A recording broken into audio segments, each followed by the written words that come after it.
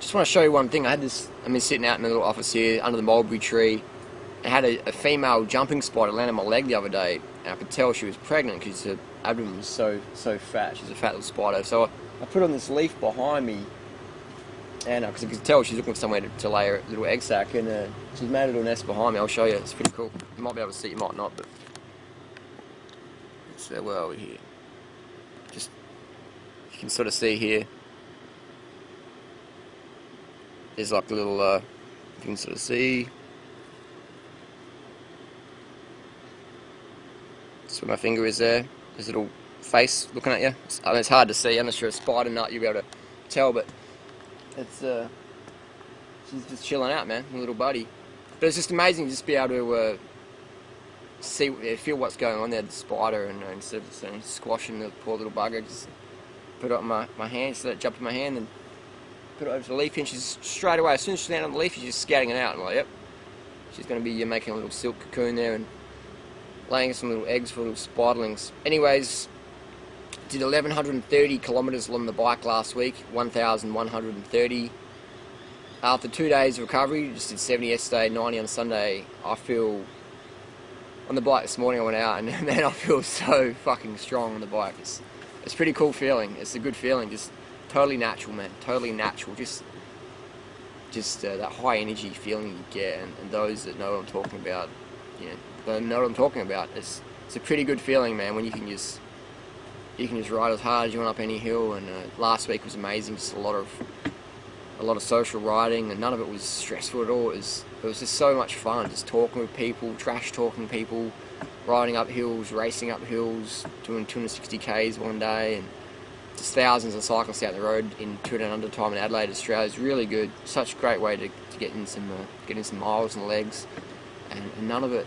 I'll be honest with you, not a single kilometre felt like a chore. Why? I was carbed up, hydrated, and I was going to bed at 8, 9 o'clock every single night. So taking care of my sleep, water, sugar every day, and just the mental stimulation of just being around like-minded people all week was just fantastic. But having that foundation of sleep, water, sugar every day solid, it meant that my mental state could always be in peak excitement, peak fun, peak gratitude, peak appreciation for the being in the moment. And so I just wanted to share that again. 1,130 kilometres, sleep, water, sugar is your friend, and it's fantastic. So this week I'll just have an easy week, recovery week, just maybe 200, 300 kilometres, just cruising around, and then next week we'll jack up a bit more again. So you've got to have your recovery weeks in there as well. You can't always go. You've got to have recovery week, absorb the training, and then your body goes up again. So this year, 2012, it's going to be a good year for fitness. It's going to be a good year for fitness. I've got the Bangkok Marathon coming up. I think it's in February. We've got February 21st, something like that. So looking forward to that one. It's going to be a hot run. So the question of the day, someone asked me, Harley, what about olive oil? What's your take on oil? My take on oil, it's good for your bike chain. It's good for massage. In terms of your food, I'm not a fan of oil. I'll eat a salad if someone's put some oil on there, if it's a little bit. But otherwise, man, the less oil you eat, the better your fitness and health is going to be. Oil is just like, it's just going to sludge up your system. We're not designed to be consuming oil. Oil is like refined fat. So it's good for massage, it's good for your bike chain. But we're not the Tin Man. We don't need to oil our knees and elbows with some oil. We're not a bicycle. Leave the oil for the bicycle. Leave the oil for the massage. Do the experiment. Just do the experiment. Do your 10k time. Time yourself for a 10k, and then have as much oil as you want that week. And then say do a 10k time trial Sunday morning. Have as much oil as you want that week, and then do another 10k time trial that Sunday morning, and just notice how your legs feel. Notice how your time goes down. Notice how it's harder to breathe and harder to really pump it. So just notice that. Do the experiment. I encourage people to experiment. Don't just listen to me. Do the experiment.